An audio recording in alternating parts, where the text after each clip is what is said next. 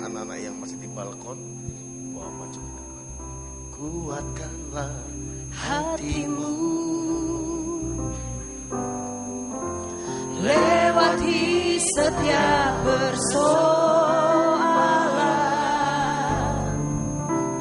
Tuhan Yesus selalu menopangku.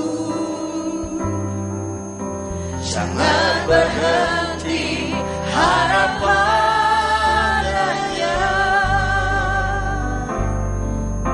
kuatkanlah hatimu, Kuatkanlah hatimu, lewati setiap persoalan. Tuhan Yesus selalu menopangku.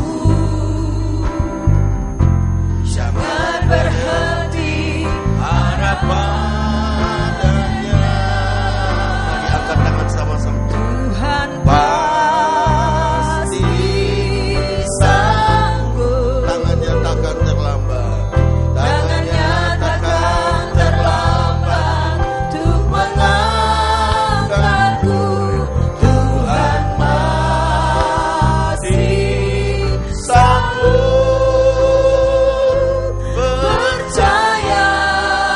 percayalah, Dia tak tinggalkanku. Mari Bapak Ibu sekalian, kita arahkan tangan kita mendoakan anak-anak kita. Semua anak-anak lipat tangannya, tutup matanya, ulangi doa bersama. Tuhan Yesus, terima kasih buat sore hari ini. Tuhan Yesus Tuhan Yesus amat baik, amat baik, terlalu baik dalam hidup lalu baik. saya. Membuka hati, menerima Tuhan Yesus Terima Tuhan Yesus. sebagai Tuhan dan Juru Selamat saya. Masuklah Tuhan, Masuklah Tuhan, jadilah Tuhan, jadilah Tuhan, Raja, Raja, Juru Selamat, sungguh rahmat, Bapa dalam hidup Bapa. saya, dalam hidup saya. Bapa dalam saya. Tuhan Yesus, Tuhan Yesus berkati, lindungi berkati lindungi Papa, Papa, Mama, Mama, Kakak, Kakak, Adik, adik, saudara-saudara kami. saudara-saudara kami. Kami berdoa dalam nama Yesus, Inilah dalam Yesus. siap menerima urapan-Mu Siap menerima dan dan kuasa-Mu. kuasa. Jadikan saya Jadikan saya anak yang takut akan Tuhan, anak kau dalam Tuhan. menghormati orang tua, Menghormati anak orang yang tua. cerdas, Anak yang pandai cerdas. dipakai Tuhan. Tuhan. Dalam nama Tuhan Yesus, Dalam nama Tuhan Yesus. amin. Amin. Para hamba Tuhan mulai mendoakan. Berkati anak. Tuhan Pasti sanggup. Tangannya takkan terlambat untuk mengangkatku. Tuhan pasti sanggup. dalam Percayalah,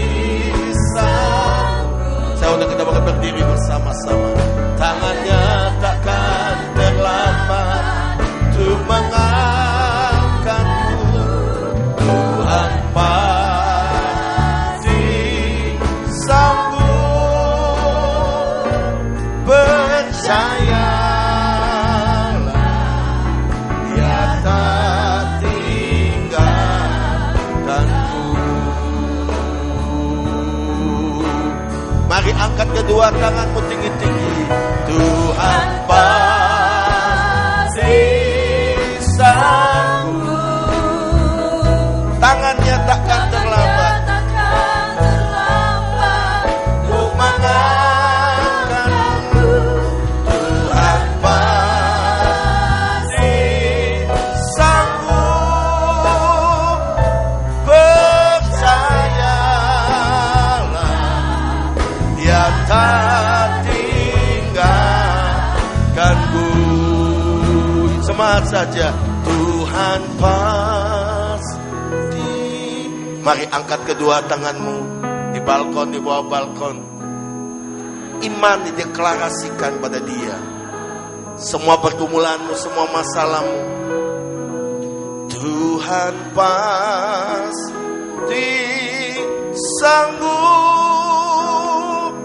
Percayalah, Dia tak tinggalkanku. Percayalah,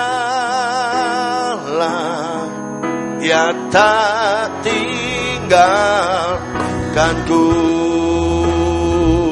Percayalah, Dia tak tinggalkanmu. Haleluya. Ora masyandonya nakamashiki dikiana maso. Haleluya, haleluya. Mari angkat tanganmu sembah Tuhan. Ini bikiana masih indah maso.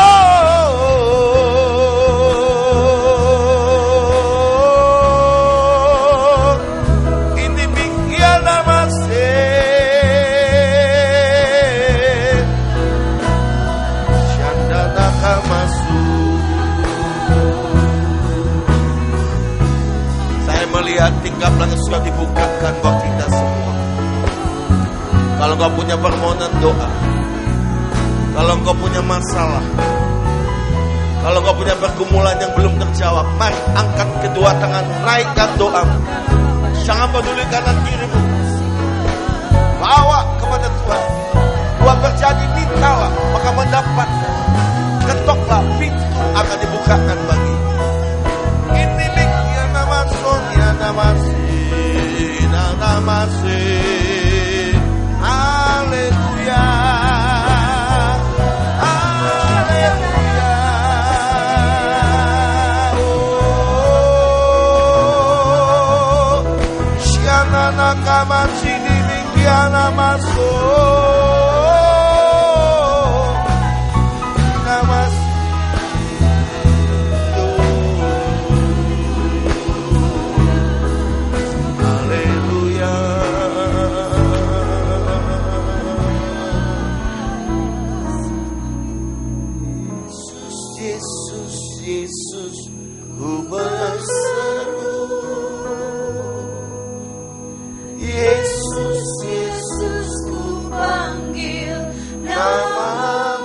Nama katakan dengan iman. Pengabdianku hanya padamu, Yesus, Yesus, Engkaulah Bapa. Angkat tangan kananmu, katakan Yesus. Yang di balkon, yang di bawah balkon, angkat tangan kananmu ke atas, tangan tumpang tangan di dada masing-masing. Panggil nama Tuhan Bapa dan Raja kita. Pengabdianku, pengabdianku hanya padamu, Yesus, Yesus, Engkaulah Bapa-Ku. Cuma saja Yesus, Yesus, Yesus. Angkat tangan kananmu ke atas. Bagi Yesus, tangan kiri tumpang tangan di dada masing-masing. Angkat hatimu, katakan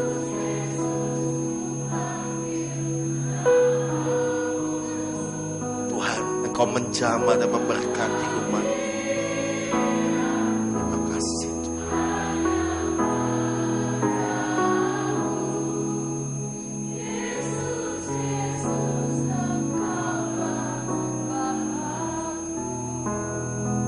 Pusing saja Tuhan Yesus, Engkau melihat tangan-tangan yang diangkat di hadapan. Sore hari ini Engkau menjamah setiap umat. Engkau mengerti semua pergumulan. Engkau mengerti semua masalah persoalan yang kami hadapi. Berdoa dalam nama Tuhan Yesus. Ulurkan tanganmu yang berlubang paku. Siapa mereka yang sedang mengalami tekanan dalam hidupnya. Semua kuk Engkau lepaskan. Semua belenggu Engkau lepaskan. Mereka yang putus asa Engkau bangkitkan kembali. Mereka yang sakit Engkau sembuh. Mereka yang gagal Engkau beri kesempatan kembali untuk bangkit dan pasti memberi kemenangan dalam hidup kami. Apa ya Bapa? Percaya malam ini tidak satupun Engkau lalui, tidak satupun tidak Engkau berkati. Semua kami Engkau berkati berlimpah-limpah. Dan apa yang kami doakan Engkau mendengarnya. Engkau berfirman, jadilah sesuai imanmu. Kami percaya sudah menerimanya. Mujizat, kemenangan, permuliaan, kuasa, Amin. kesembuhan. Tepuk tangannya meriah buat Yesus. Tepuk tangan lebih meriah lagi bagi Dia. Haleluya. Terima kasih Tuhan. Engkau telah memberkati kami sepanjang bulan Agustus berjalan. Awal bulannya sesuai perintah-Mu. Kami akan mengembalikan persepuluhan milik kepunyaan Tuhan. Kami angkat dengan tangan kanan kami. Engkau berjanji membukakan nikap langit-Mu. Dan Engkau mencurahkan berkat atas semua benih yang kami tanam ini. Semua benih ini milik kepunyaan Tuhan. Dan kami kembalikan untuk kemuliaan nama-Mu, Aba ya Bapa. Saatnya Aba ya Bapa, kami akan mengembalikan. Engkau berjanji membukakan nikap langit-Mu dan curahkan berkat-Mu berlimpah-limpah. Supaya benih yang kami tanam ini berbuah-buah dan bertumbuh lebat. Kami percaya semua jemaat tanpa terkecuali membawa persepuluhan bersama Yesus ini. Sepanjang bulan September ini, usaha pekerjaan rumah tangga mereka diberkati. Amin. Pekerjaan mereka diberkati. Amin. Lumbung-lumbung mereka ditambahkan. Kami Amin. percaya dalam nama Yesus. Pelan-pelan lompat kecelakaan mara bahaya ditolak dalam nama Yesus. Dan kami semua sangat diberkati Tuhan. Yang percaya dan siap memberi yang terbaik, sama-sama katakan amin. Silakan saudara masukkan kotak persepuluhan di depan, kiri kanan. Ada yang di balkon.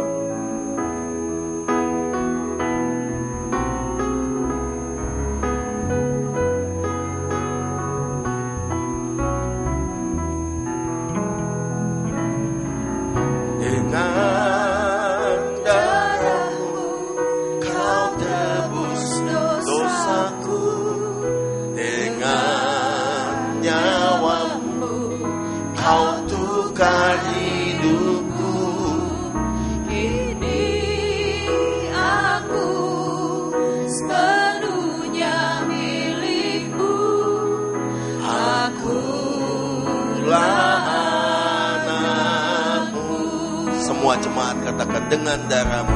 Dengan darah-Mu Kau tebus dosaku. Dengan nyawa-Mu Kau tukar hidup. Kini aku sepenuhnya milik-Mu. Akulah. Mari sekali lagi bangkit berdiri, angkat tanganmu. Yesus, Yesus, Yesus, ku berseru. Yesus, Yesus, ku panggil nama-Mu. Pengabdianku hanya padamu. Yesus, Yesus, Engkaulah Bapakku. Oh Yesus, Yesus, Yesus, Yesus, ku berseru. Yesus, Yesus, ku panggil nama-Mu.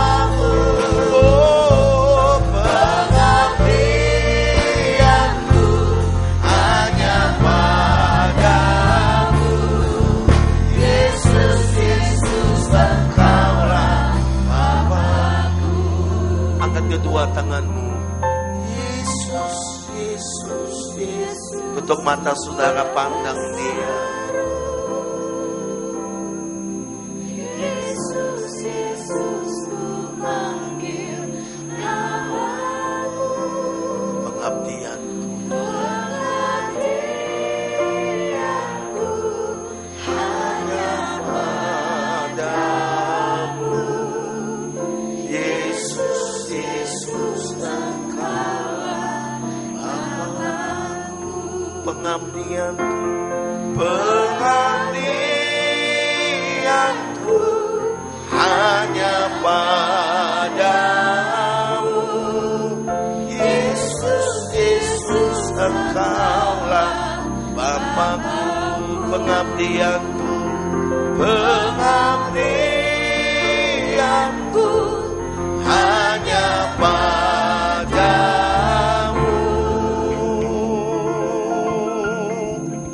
Yesus, Yesus, Engkaulah Bapa-Ku.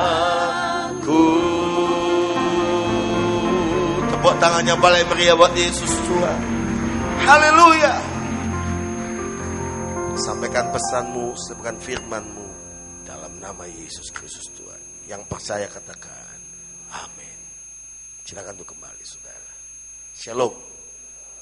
Siapa percaya bahwa Tuhan itu baik dalam hidup kita? Amin. Yang percaya bahwa Tuhan itu baik, tepuk tangan yang paling meriah buat Yesus. Kita buka Alkitab, kita akan baca Injil Markus pasal yang ke-9. Markus pasal yang ke-9.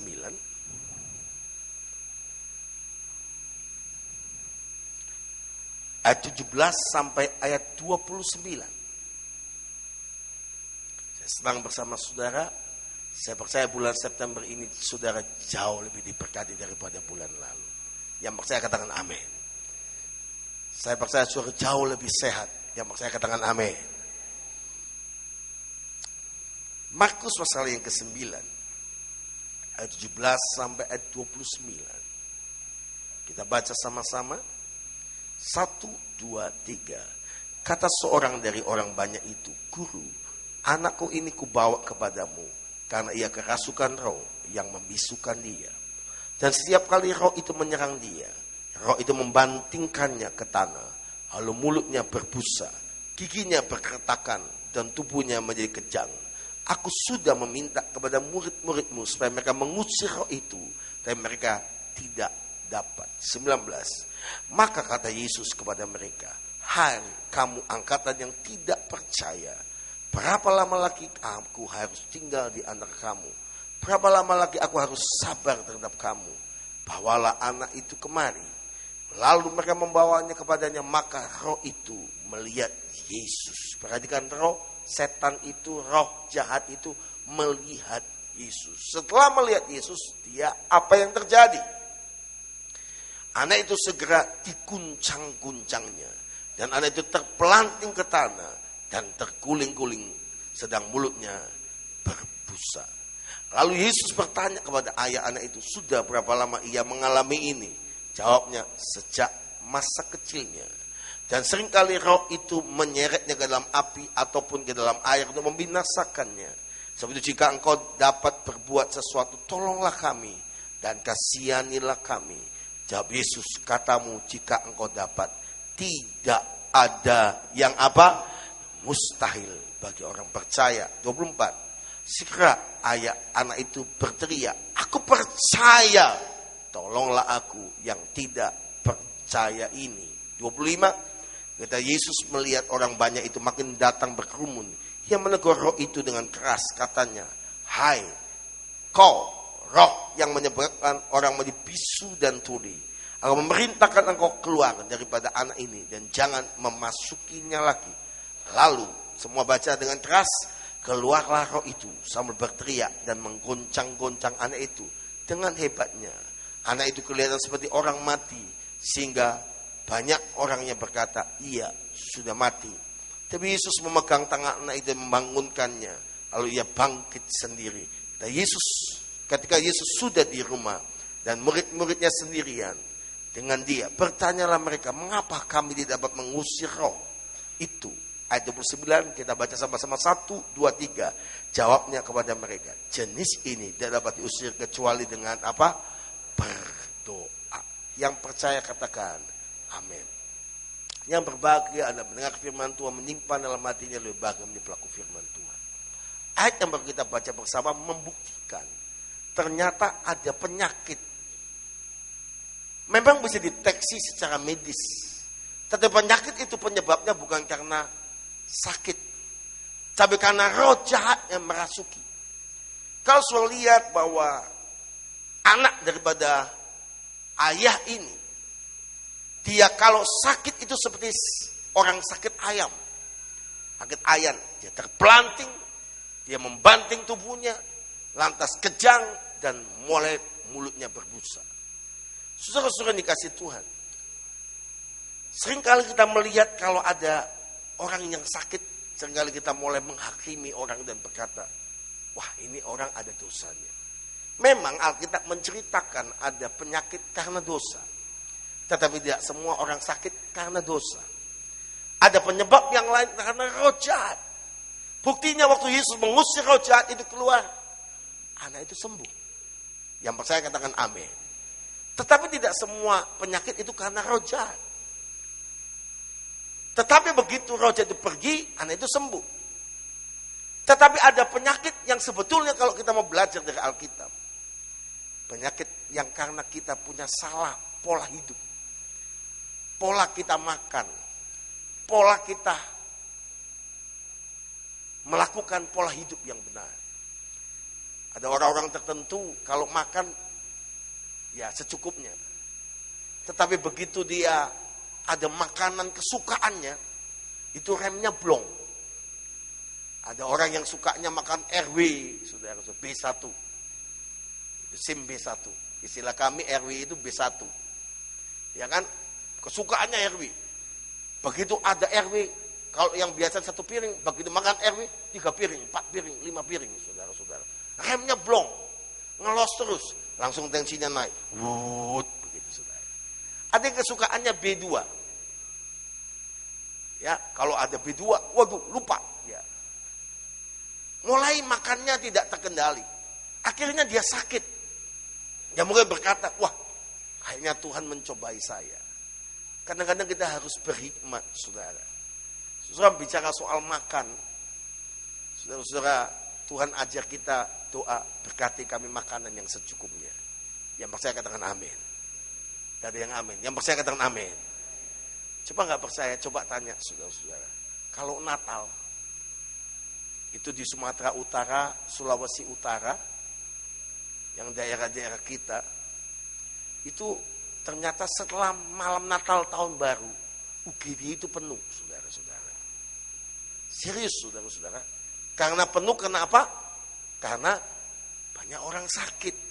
Karena habis sepanjang minggu, sepanjang bulan, pesta terus. Ya, tidak salah sih. Tetapi Tuhan sebetulnya ajar kita.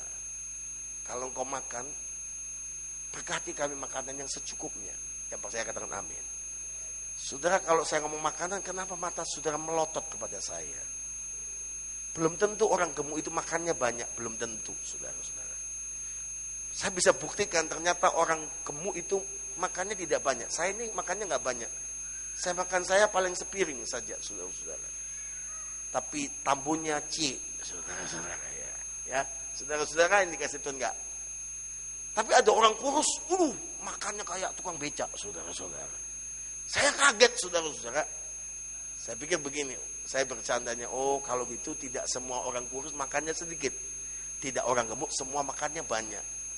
Tetapi ternyata, saudara-saudara, orang kurus itu mungkin makannya banyak, mungkin di perutnya itu naga, saudara-saudara.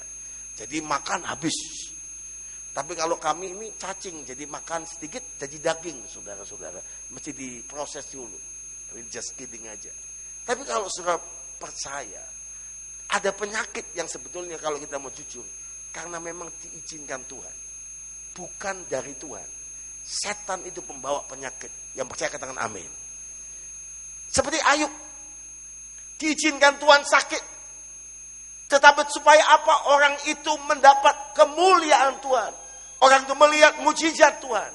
Percayalah, iblis merancangkan yang buruk. Setan merancangkan yang buruk. Tetapi Tuhan mengubahnya menjadi kebaikan, mujizat, kemenangan, kesembuhan, pemulihan dalam nama Yesus. Tepuk tangannya paling meriah.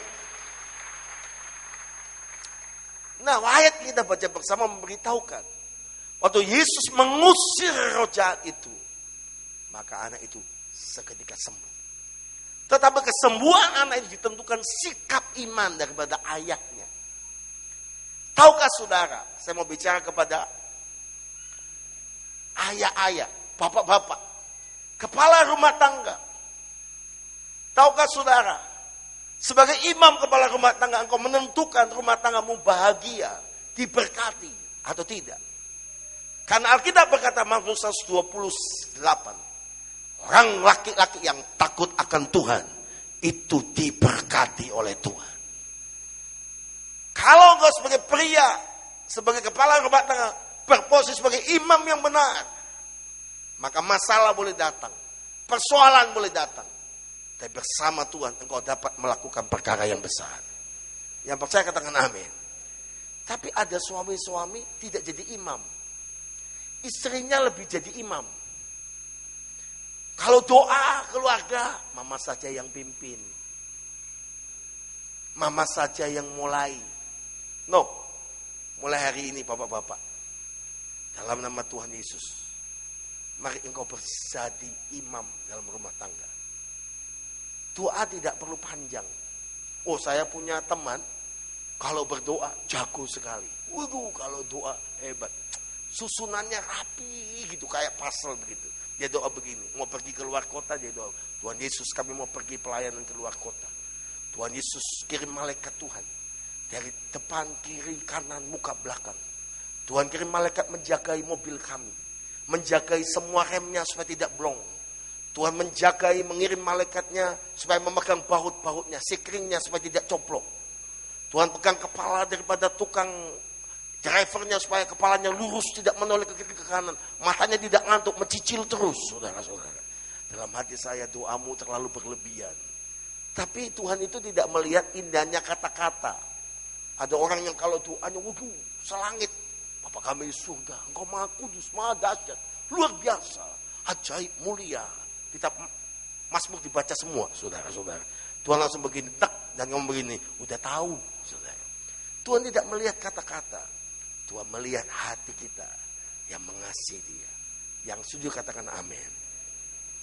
Ada teman saya lagi, hamba Tuhan, kalau doa itu, rapi sekali. Jadi dia ngomong begini, Tuhan pencipta langit dan bumi.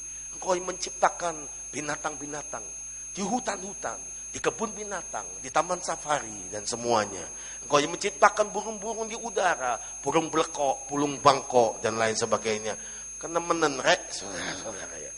Cobalah, kita ini, nanti doa Tuhan yang menciptakan ikan-ikan, ikan terkulu, ikan teri, ikan gatul, dan lain sebagainya. Bingung, saudara-saudara ya. Maksud saya begini loh, maksud saya begini. Marilah kita punya konsistensi, bahwa doa itu adalah bicara soal komunikasi kita dengan Tuhan. Bicara soal hati yang mengasihi Tuhan. Hati yang percaya bahwa pertolongan kita asalnya dari Yesus Kristus Tuhan. Selama-lamanya sampai selama-lamanya. Tepuk tangannya paling meriah buat Tuhan. Yang percaya katakan amin. Nah, mari kita baca kembali Markus pasal 9 ini. Kita lihat di sana. Ayat 21, lalu Yesus bertanya kepada ayah anak itu. Aneh ya, anaknya sakit kok ayahnya yang ditanya. Harusnya didoakan langsung sembuh. Kenapa mesti ayahnya? Ternyata firman Tuhan, Yesus tahu sumber kesembuhan itu iman ayahnya. Yang setuju katakan amin. Yesus berkata, jika engkau punya iman sebesar biji sesawi saja, engkau sanggup memindahkan gunung-gunung apapun. Kau berkata pindah, tercampaklah, maka gunung itu akan pindah. Ngomong sebelah kanan kirinya, punya iman ya. Ngomong, punya iman ya. Punya iman ya. Gak ada yang amin. Nah, ini penting. Karena hari-hari ini banyak tantangan, banyak persoalan. Iman mulai goyah. Iman mulai kandas. Iman mulai kecil. Bahkan iman mulai sirna dari banyak orang percaya. Saya mau sampaikan hal yang penting buat saudara. Ayat 21 lalu Yesus bertanya kepada ayahnya itu, sudah berapa lama ia mengalami ini? Jawabnya, sudah sejak masa kecilnya. Jadi puluhan tahun mereka menderita. Puluhan tahun mereka tanpa harapan. Puluhan tahun mereka berusaha dan tidak ada hasilnya. Tetapi tahukah saudara, masalah boleh berpuluh-puluh tahun. Tapi solusinya waktu Yesus datang, pasti ada solusi. Pasti ada mujizat. Jawaban semua masalah persoalan kita yang berpuluh-puluh tahun tidak ada di dalam siapapun juga. Ada hanya di dalam nama Tuhan Yesus Kristus. Kalau Yesus hadir, mujizat kesembuhan pasti terjadi. Yesus hadir, hidupmu diberkati. Yesus hadir, hidupmu diangkat dan dipulihkan Tuhan. Tepuk tangan yang paling meriah buat Tuhan. Yang percaya katakan amin. Dan seringkali ayat 22, roh itu nyeretnya ke dalam api ataupun ke dalam air untuk membinasakan. Sebab itu jika engkau dapat berbuat sesuatu, coba perhatikan. Tolonglah kami. Inilah poin pentingnya. Orang ini tahu hanya Yesus yang bisa nolong. Dia datang dengan kata, tolonglah kami dan kasihanilah kami. Dia berteriak minta tolong. Dia minta belas kasihan. Dia buang semua gengsinya. Dia buang semua keangkuhannya. Dia datang kepada Yesus dengan kerendahan hati. Tahukah saudara apa yang terjadi? Ayat yang ke-23 kita baca sama-sama sampai ayat 24. 1, 2, 3. Jawab Yesus, katamu jika engkau dapat. Apa? Tidak ada yang mustahil bagi orang yang percaya. Saya mau tanya, siapa orang percaya di sini? Siapa orang percaya di sini? Orang yang percaya adalah setiap kita. Dan Tuhan berkata, bagi setiap kita orang percaya tidak ada yang mustahil. Engkau melakukan mujizat bersama dengan Tuhan. Tepuk tangannya paling meriah. Tepuk tangan lebih meriah lagi. Haleluya. Dan dikatakan 24. Segera ayah anak itu berteriak, aku percaya. Tolonglah aku yang tidak percaya ini. Wow, luar biasa. Waktu datang firman Tuhan, sebagai orang percaya tidak ada yang mustahil. Dia tahu ini momentum kairos kesembuhannya. Dia segera berkata, aku percaya. Anakku pasti sembuh. Aku percaya. Yesus jawaban. Saya percaya Yesus menyembuhkan. Yang percaya katakan amin. Dan ternyata setelah dia katakan itu, dia berkata dengan jelas, tolonglah aku yang tidak percaya ini. 2 kali kata tolong. 1 kali kata kasihani. Saya bisa simpulkan kalau sesudah itu, imannya itu datang, kepercayaannya datang. Dan karena iman dan kepercayaannya itu lahir dari sebuah tindakan hati yang tulus, yang namanya kerendahan hati. Banyak orang datang kepada Tuhan tidak dengan kerendahan hati. Dia datang dengan Tuhan dengan egonya.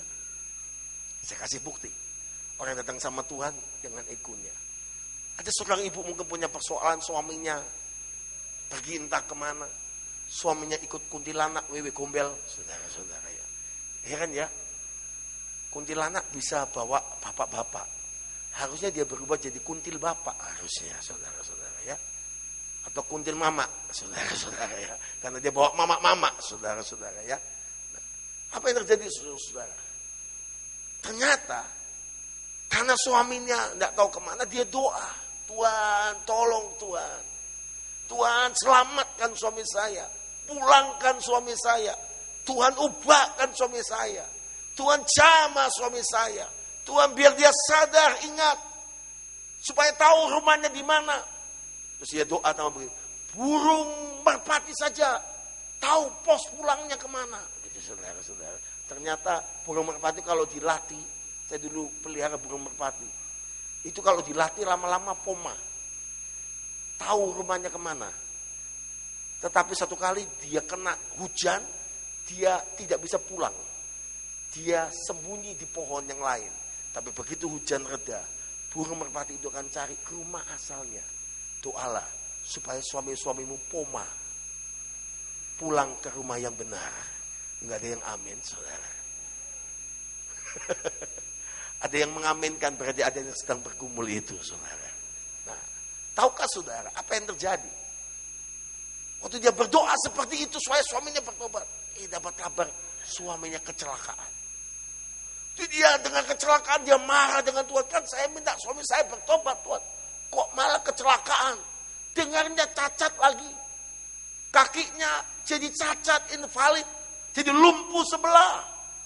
Saya minta suami saya bertobat. Kok Tuhan jawabnya kecelakaan? Suami saya cacat.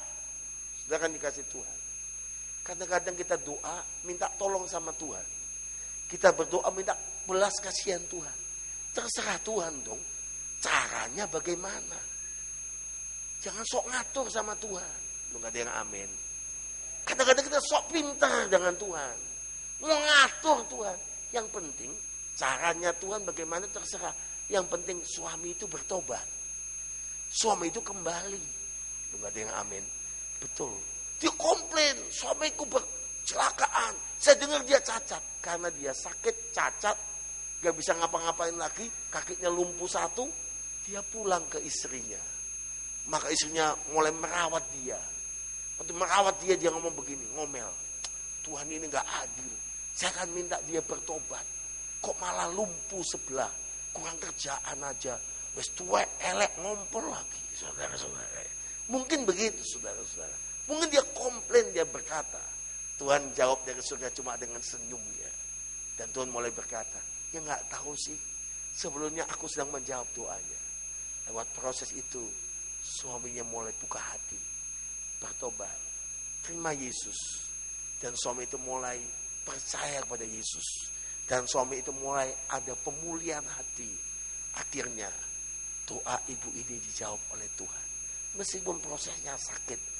Meskipun prosesnya menderita, jangan engkau komplain, jangan engkau kecewa. Tuhan turut bekerja dalam segala sesuatu, mendatangkan kebaikan bagi orang yang mengasihi Dia.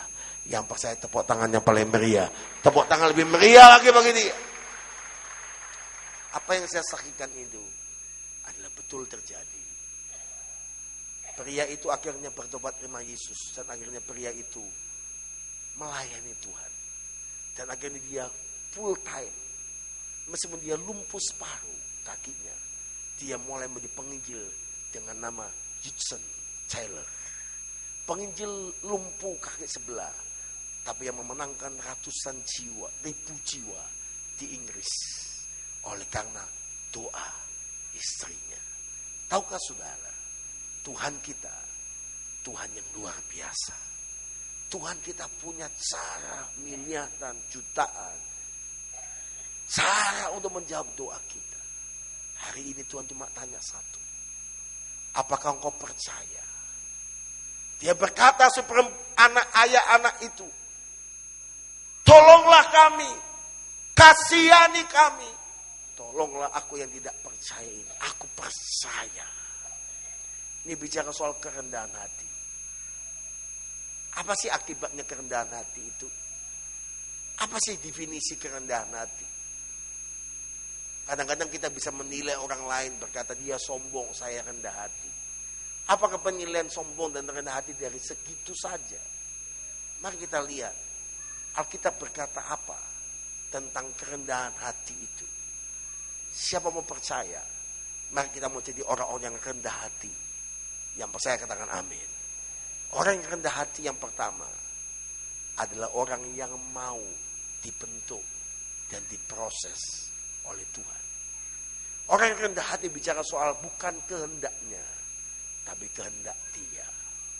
Seperti Yesus berkata, waktu dia bergumul di Taman Getsemani semalam-malaman, dia tahu besok dia akan ditangkap, dia tahu besok dia akan diseret, dia akan dikhianati oleh siluman Yudas Iskariot. Dia harus memikul di Via Dolorosa, dia harus dicambuk, dia harus dihukum, bahkan mati di kayu salib. Sebagai manusia 100%, tapi Allah 100%. Yesus berkata, jika dapat, lalukan cawan ini daripadaku. Tapi kata ini adalah kata doa seorang yang rendah hati. Tapi bukan kehendakku yang jadi, tapi kehendak Bapa yang jadi. Orang yang rendah hati adalah melepaskan hak pribadinya demi kepentingan apapun. Selama saudara mengambil hak saudara, saudara mengambil hak dan kewajiban yang saudara, ini milik saya, ini mau saya. Sebetulnya engkau sedang sombong dan engkau sedang keluar jalur daripada kerendahan. Yesus memiliki surga, tapi dia meninggalkan surga dan mulia, merendahkan dirinya, turun ke dunia, dan dia lahir di kandang yang hina. Saya percaya setiap kita yang ada di sini, sesusah orang tua kita, semenderita orang tua kita, tidak ada yang pernah lahir di kandang binatang seperti Yesus. Box bayinya palungan, tempat makanan binatang. Tapi tahukah saudara, Yesus mau turun dengan rendah hati. Untuk apa? Melepaskan atributnya, melepaskan haknya, melepaskan miliknya, dan turun ke bawah. Untuk apa? Supaya dia menyelamatkan setiap orang. Saya mau sampaikan saudara, semenderita, sesukar hidupmu, Yesus pernah alami penderitaan yang di titik nadir yang paling bawah. Artinya Tuhan mau katakan, aku waktu merendahkan hati. Maka Alkitab berkata, karena kerendahan hati dan dia taat sampai mati, maka dia Bapa meninggikan dia di atas segala nama. Yang percaya katakan amin. Yang percaya tepuk tangan yang paling meriah. Yang percaya beri kemuliaan buat dia. Katakan amin. Katakan amin. Nah, saudara, mari kita baca apa berkat dari kerendahan hati. Amsal 22 ayat 4. Amsal 22 ayat yang keempat. Siapa mau menerima berkat dari Amsal 4 ayat 22 ini? Amsal 22 ayat yang keempat. Amsal 22 ayat yang keempat. Itu Amsal 25. Amsal 22 ayat yang keempat.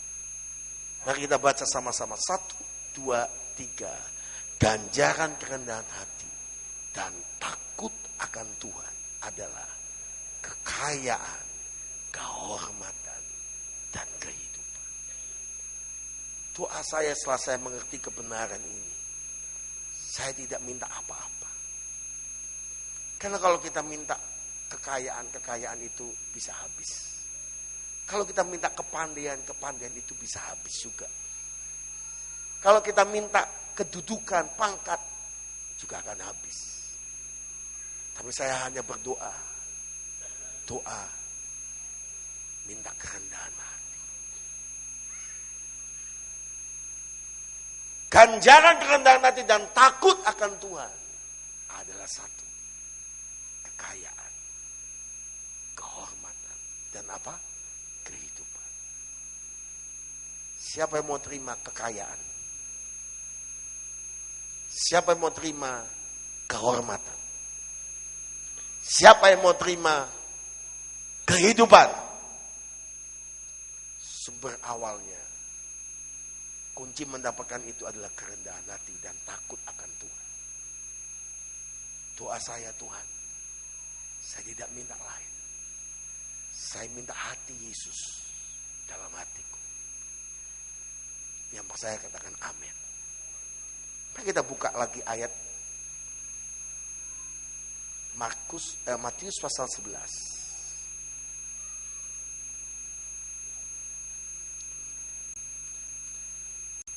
Matius pasal 11.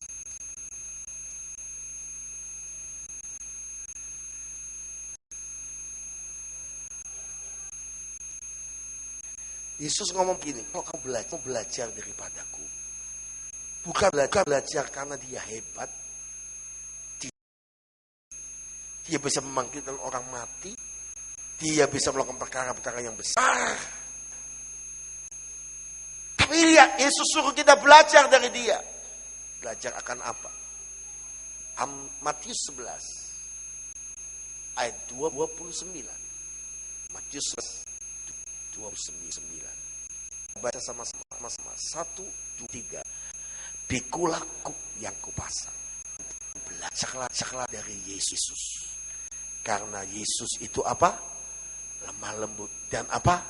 Rendah hati. Dan jiwamu akan mendapat ketenangan. Luar biasa. Yesus nggak suruh kita belajar bagaimana dia menyembuhkan orang sakit. Yesus nggak suruh kita belajar untuk mengusir setan. Yesus tidak belajar dari dia bagaimana membangkitkan orang yang lumpuh berjalan. Tapi Yesus berkata, mari datang kepada 28. Semua lesu dan beban berat. Pikulah kuk yang kupasang dan belajar dari aku. Karena aku dalam dan rendah. Belajar yang lain. Belajar Yesus sumber daripada kekayaan, sumber daripada kehormatan, sumber daripada kehidupan. Ada kerendahan hati dan lemah lembut dari Yesus. Saya mau mulai belajar terus seumur hidup saya. Saya mau jadi orang yang rendah dalam angkatan tinggi. Amin. Yang percaya tangannya paling dia buat kita. Lebih bagi Tuhan kita. Karena Tuhan benci orang-orang yang sombong. Orang yang tinggi hati pasti buat. Saya belum. Kadang-kadang ada suami udah salah, dablek. Di sini nggak ada. Sombong lagi. Sudah, kalau gitu mau apa? Itu kan nemen gitu loh, saudara-saudara. Di sini sih nggak ada yang ngaku maksud saya. Nggak ada yang amin. Ada ibu-ibu begini, ketangkep basah, uang belanja dipakai beli gaun. Terus ngomong, ya sudah, mau apa? Mau tak ambil itu gaunnya, tak pecel, gitu saudara-saudara. Udah salah, sombong pula. Konflik demi konflik terjadi. Kenapa? Karena keegoan kita, kesombongan kita. Coba kalau rumah tangga saling rendah hati, saling lemah lembut, waktu nggak ada konflik, nggak ada yang amin, nggak ada selisih pendapat, nggak ada. Pak, uangnya tak pakai ya. Untuk apa? Ya biasa, antekno, gitu saudara. Hobi suami, tugas suami itu ngumpulin berkat. Tugas istri menghabiskan dan menggunakan berkat itu segera dan sesingkat-singkatnya. Tapi perlu ibu-ibu berhikmatlah. Kelolalah uang dengan baik. Saya bersyukur sudah ada rumah tangga yang punya keterbukaan keuangan. Suami dapat berkat berapa, uangnya istri berapa jadi satu. Ada pembukuan dalam rumah tangga. Memang suami-suami itu pelupa. Memang suami-suami yang nitipin uang kadang-kadang begitu ngomong tengah bulan, Pak, uangnya udah ditipin. Loh kok bisa? Kok habis? Kenapa kontek? Wang, kamu yang bilangin. Wah! Gitu saudara-saudara. Istrinya mulai jawab, lupa. Kemarin minggu lalu kamu beli pancing 2 juta. Loh pancing itu ada yang 8 juta saudara-saudara. Pancing loh saudara-saudara. Ya beli rotan kan sama aja, dapat iwak saudara-saudara ya. Kok susah banget. 8 juta titanium. Saya sama istri dan anak-anak saya bulan lalu, ya sebulan setengah yang lalu, 2 bulan lah, saya ke Jombang. Sampai di Jombang kan papa udah nggak ada. Terus saya disuruh mama bongkar-bongkar gudangnya papa. Saya bongkar-bongkar gudangnya papa. Waduh, banyak warisannya. Pancingan. Itu pancing saudara. Pancing-pancing yang mahal-mahal. Papa saya itu hobi mancing. Pelayanan ke Amerika mancing. Pelayanan ke Alaska bawa pancing saudara-saudara. Sampai adik saya yang di Philadelphia itu geleng-geleng kepala. Dia pernah ditahan di imigrasi 3,5 jam. Gara-gara bawa pancing, saudara-saudara. Sampai adik saya ngomongin, sudahlah Pak, jangan bawa pancing. Gak bisa. Sampai dia beli alat, saudara-saudara. Itu alat sensor metik. yang bisa deteksi di mana di laut itu ada ikan. Ada GPS-nya. Saya pikir, waktu bagus ya. Saya pasang di mimbar gitu saudara-saudara. Saya lihat jemaat banyak apa enggak ikannya saudara-saudara. Tapi saya begini, terus saya ini enggak hobi mancing. Ya, saya enggak hobi mancing. Tapi yang aneh, menurut hobi mancing itu isi saya. Sama anak saya Kevin. Jadi akhirnya dia ngomong ini, adik-adik saya, ipar-ipar saya, mama itu enggak hobi mancing. Kita ini hobinya makan hasil pancingan, saudara-saudara. Karena memang ada yang hobinya mencari, ada yang menyelesaikan hasil pencarian, saudara-saudara. Nah, apa yang terjadi saudara-saudara? Akhirnya isi sama anak saya Kevin ngambil pancingan papa itu. Dan mama ngomong, ambil PNKP. Udahlah, daripada gudangnya penuh, wes ambil kabeh. Jadi saudara tahu, saya pernah bawa 28 pancing. Dari Surabaya sampai Balikpapan. Sampai orang yang di bagian check in, Pak, kok banyak pancingnya apa? Ya warisan leluhur, saya ngomong gitu saudara. Tapi tahukah saudara, hobi yang baik boleh lah. Hobi yang positif boleh. Nah, saya ketemu beberapa temannya papa, teman pendeta juga, yang hobinya sama mancing. Kalau cerita, ayam papamu mancing loh, di Pasir Putih. Waduh, waktu itu kena kandas, papamu nyuruh loh, om juga nyuruh, kelelep om ditolongi papamu katanya saudara-saudara ya. Jadi ceritanya saya bingung begini, kok iso yo gitu saudara ya. Tapi memang kalau orang punya hobi itu bisa seperti itu. Tapi yang saya maksud adalah hobi itu boleh, tapi jangan hobi itu membuat kita diperbudak oleh hobi itu. Ada orang hobinya golf, kalau suruh doa pagi nggak bisa, tapi kalau golf pagi subuh bangun. Heran ya, bola satu dikejar terus, dipukul terus, kejar terus, saudara-saudara. Ya nggak salah sih, boleh sih hobi, ya kan? Lu nggak ada yang amin, saudara-saudara. Tapi cobalah kita belajar, hobi itu boleh, tapi jangan diperbudak oleh hobi. Karena ternyata kadang-kadang ada hal-hal yang mengikat hati kita, yang menghalang kita untuk belajar rendah hati. Hobi boleh, tapi hobi jangan jadi ikatan. Hati kita hanya tempat untuk memuji, menyembah. Dan hati kita hanya untuk menyenangkan hati Yesus. Tepuk tangan yang paling meriah. Tepuk tangan yang paling meriah. Yang percaya katakan amin. Yang percaya katakan amin.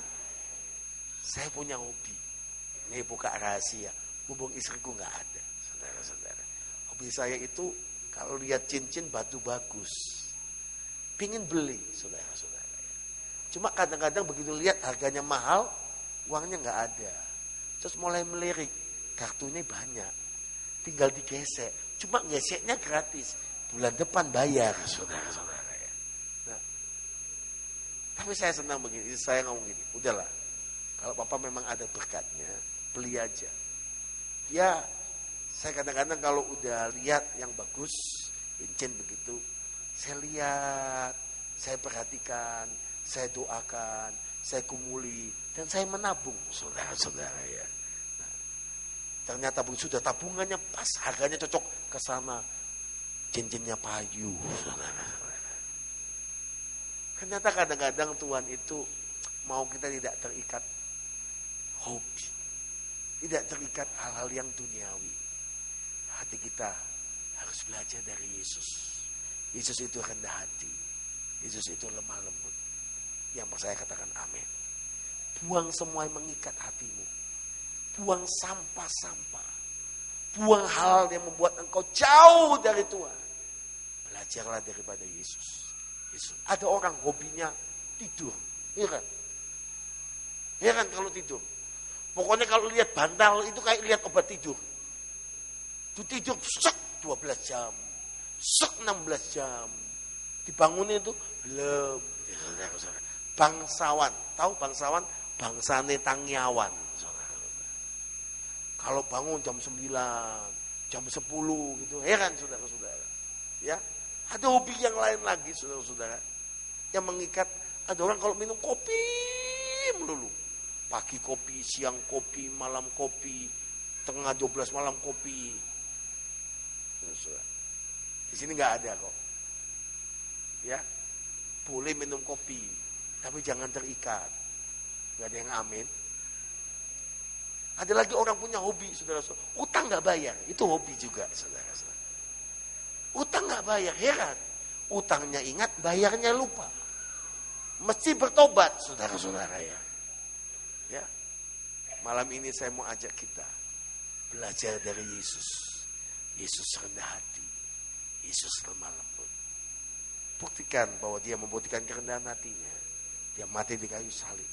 Tubuh dan darahnya dicurahkan untuk kita. Amin. Kita bangkit berdiri sama-sama.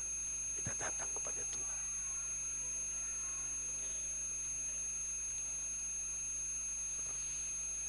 Oh ralala basikata karala masyata. Hinanaka baba masyata kadaka.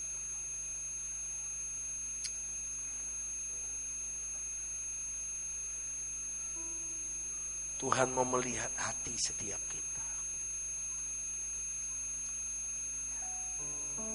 Adakah hal-hal yang selama ini menghalang kita dekat dengan Tuhan? Adakah hal-hal yang mengikat kita? Kita tidak bisa mengasihi Tuhan. Ada hal yang menyebabkan hidup kita diperhamba. Kesombongan, keegoisan. Itu menghalangi bertuhan dicurahkan. Bahkan kebencian, sakit hati, dendam, amarah, iri itu menghalangi kemuliaan Tuhan terjadi. Yesus berkata, marilah datang kepadaku semua sudah beban berat. Aku memberikan kelegaan kepadamu dan jiwamu akan dapat santos. Yesus berkata, belajarlah daripada aku. Belajarlah daripada Yesus. Dia itu rendah hati. Dia itu lemah lembut. Yesus menyembuhkan anak yang kerasukan roh ayah itu. Karena iman dan percaya daripada ayahnya. Sebab bagi orang percaya tidak ada yang mustahil. Segera dia berkata, aku percaya. Tolonglah aku yang tidak percaya. Dan Yesus mengeluarkan tangannya. Yesus gerak hatinya. Yesus berbelas kasihan. Dan Yesus menjamah. Siapa berkata, Tuhan, saya mau dijamah oleh Engkau. Jamah hati saya. Lembutkan hati saya. Berikan hati seperti hatimu, Yesus. Hati yang lemah lembut. Hati yang rendah hati.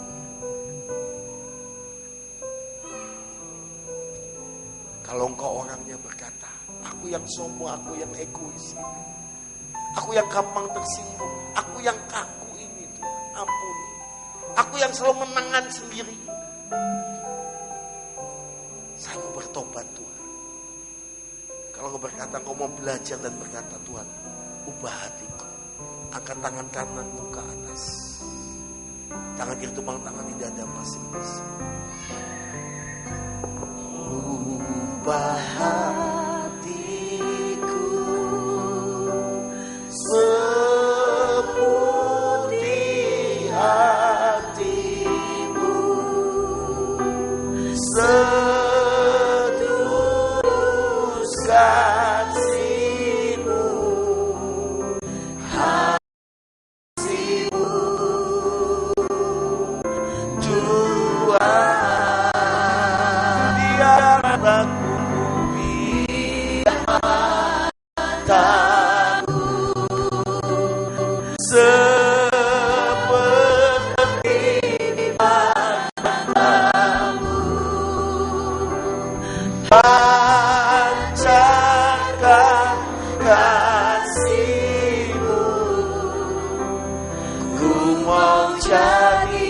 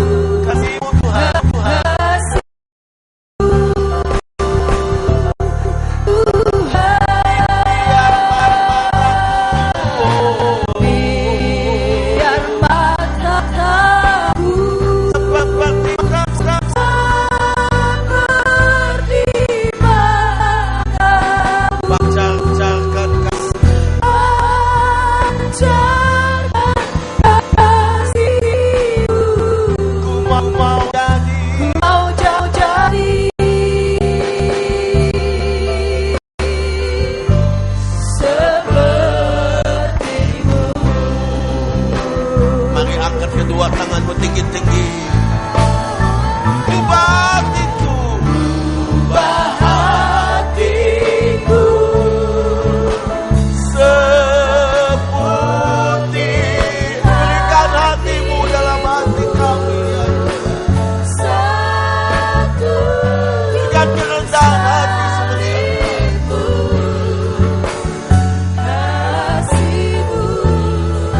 Oh Tuhan,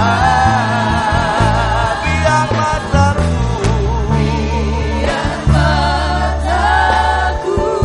seperti matamu, pancarkan kasih.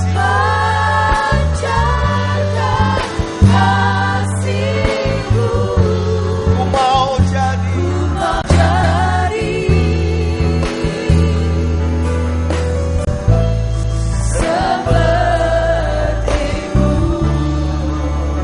semangat saja, angkat tanganmu, katakan ubah hatiku.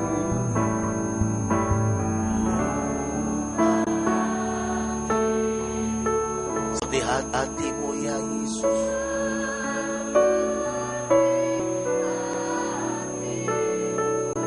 Setulus salibmu, ampuni kami. Saya undang para pelayan-pelayan Tuhan yang melayani perjamuan kudus. Maju ke depan, Pak. Kita makin naik akan pimpin perjamuan kudus.